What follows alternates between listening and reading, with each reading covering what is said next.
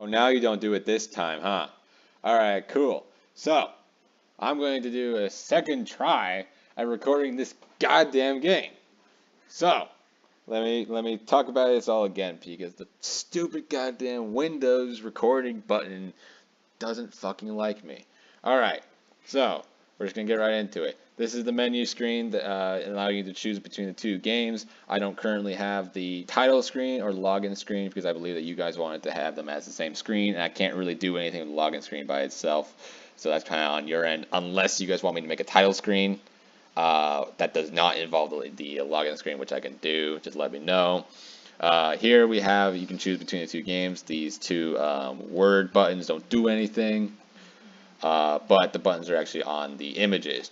So if I go into the matcher game here, you can see I've generated the matcher game. There's something wrong with the image sizing to the screen.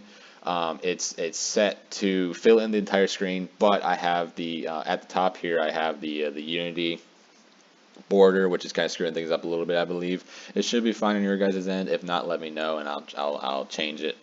As you can see here, that we have all the 16 cards generated to the proper purple that Isaac said. At the bottom right here, we have the score ticking down per second. On the bottom left, we can click back to go to the previous menu, which I'm going to show you right now what happens with that. So here, if I click on these first two cards, you can see that they are a vertical dash and a circle. If I go back to the menu and reload this scene, the time is reset and the score is reset. And I can go in and it regenerates the card. So as you can see, we have two different cards. We got a correct answer and our little monster dance on the right side of the screen.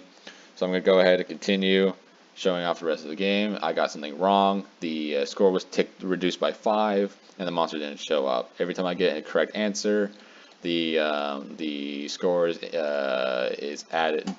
10 is added to the score. Right, as you can see right there. So monster dances, happy days. We're just gonna play the rest of the game. I'm trash at it, but that's okay. Shut up, Carl. I'm not gonna lose. I haven't lost yet. I have a perfect memory. The best memory. Huge. The hugest memory. And right here, we're gonna win the game right now. Boom. We got little happy dancers on the side of the screen. It says you win on the bottom. Score is locked at 64.